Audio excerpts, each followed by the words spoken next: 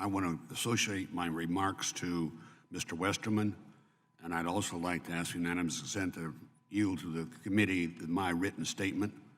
Is that okay? All right. I guess I might say that I've never been for or against this project, but I am for the process. And I look at the witness panel, there's not one on the witness panel that's a scientist or as an engineer, nor a federal witness. If we want to talk about the permitting process, we ought to have, Madam Chair, we ought to have on our witness stand the EPA, we ought to have the Corps of Engineers, we ought to listen to the science. We're going to hear a lot of opinions because it directly affects them, but not the science. And people forget, Madam Chair, that this is state land. It is not federal land. The state under the Statehood Act had a right to choose 103 million acres of land, and they chose this land. And they put it up for discovery, and it was discovered. And under Discovery Clause, you have a right for exploration. On the right of exploration, you have a right for development if you go through the permitting process. This hearing today and what I've seen recently on TV shows is politicizing this issue. You're not listening to the science. You're saying a lot of what ifs. Can and cannot. Should we or shouldn't we? And this committee has a responsibility to review those that are directly involved, not those that may be affected about it.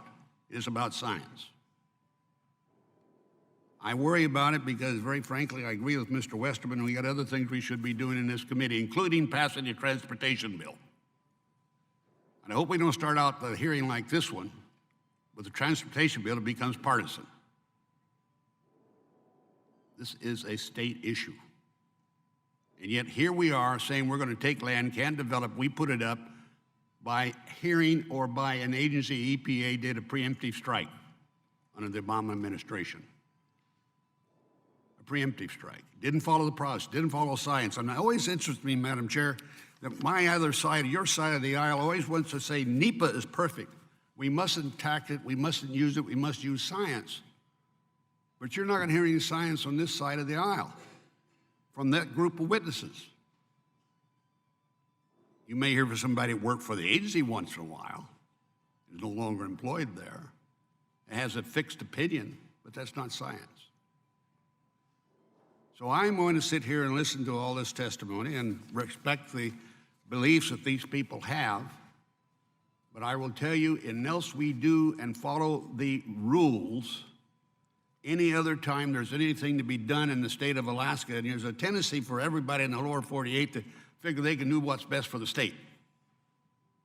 They know better than anybody else. There's a tendency to have that feeling that we are going to take care of Alaska from Alaskans. This is a state issue. And when you step over that line, that goes from some of the witnesses here today, the federal government get involved in your background, in your business, and you're going to have Big Brother on your shoulder all the time. I'm one that believes in the United States of America, not the United States of the federal government. Mr. Chairman, this isn't a hearing. I don't think it's important everybody makes it out to be. I would say it's important to me because I follow the process. And we're not doing it.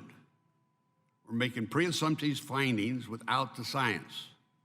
And I've said all along, if it isn't there, then the state does not have to issue its permits. Forget EPA, forget the Corps of Engineers, the state doesn't have to do it. The emphasis be put on the state. They chose the land, they put it up, and it's to be utilized. So, Mr. Chairman, I do thank Mr. Graves for yielding his time to me, but my written statement will be for the record, and use my vocal statement too, because I feel very strongly about this.